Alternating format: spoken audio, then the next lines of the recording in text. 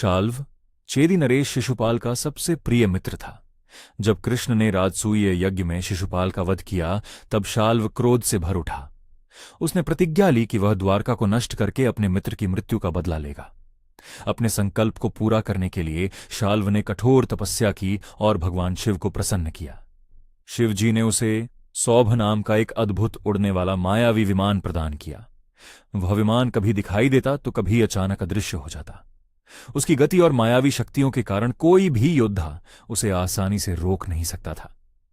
कुछ समय बाद शाल्व अपनी विशाल सेना और सौभ विमान के साथ द्वारका पर आक्रमण करने पहुंचा। आकाश से अग्निबाण बरसने लगे और पूरे नगर में भय फैल गया। उस समय श्री कृष्ण द्वारका में नहीं थे, लेकिन जैसे ही उन्हें आक्रमण का समाचार मिला, वे तुरंत लौट आए। युद्ध भूमि में पहुंचते ही श्री कृष्ण ने अपना दिव्य शंख पांचजन्य बजाया। उसकी गूंज से पूरी धरती कांप उठी। इसके बाद भयंकर युद्ध शुरू हुआ।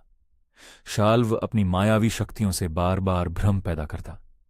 कभी वह अनेक रूप बना लेता तो कभी अचानक अदृश्य हो जाता। युद्ध के बीच शाल्व ने एक भयानक माया रची।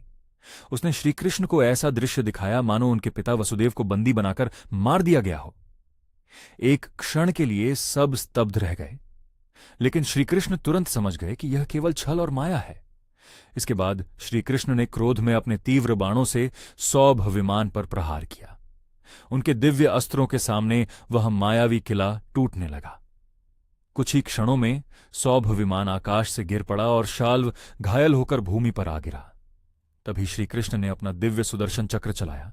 तेजी से घूमते हुए उस चक्र ने शाल्व का सिर धड़ से अलग कर दिया। शाल्व का अंत होते ही युद्ध समाप्त हो गया और द्वारका में फिर से शांति लौट आई।